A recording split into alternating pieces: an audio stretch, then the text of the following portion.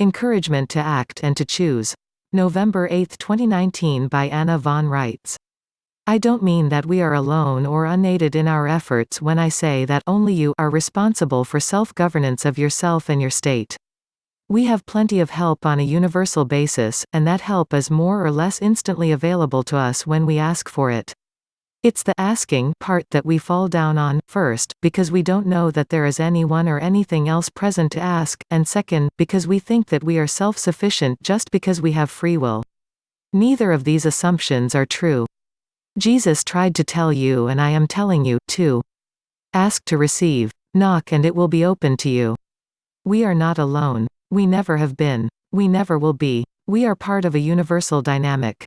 We are hardwired into the web of life and the ordered dominion that gives rise to life of all kinds. Rocks are alive because they are ordered structures composed of pure energy. So are we. Think about what the relationship between mass and energy reveals. Think about what the chemical and ordered physical structures reveal. Not only that, but we are clearly not static creations. We are being created each and every day that we live.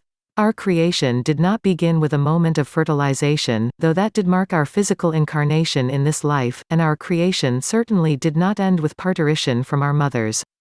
We are all, right now, at this moment, in the process of being created and sustained. All of us. That creative power is not our own.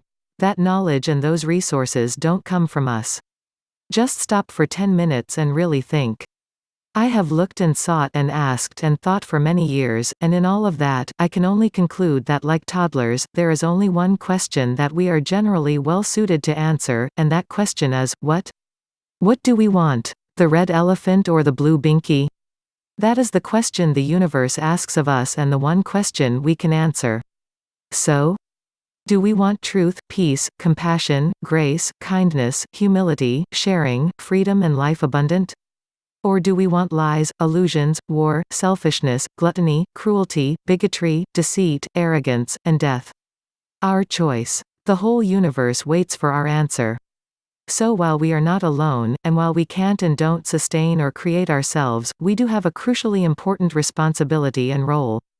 We each need to declare what we want and where we stand. This is why we are instructed to choose life.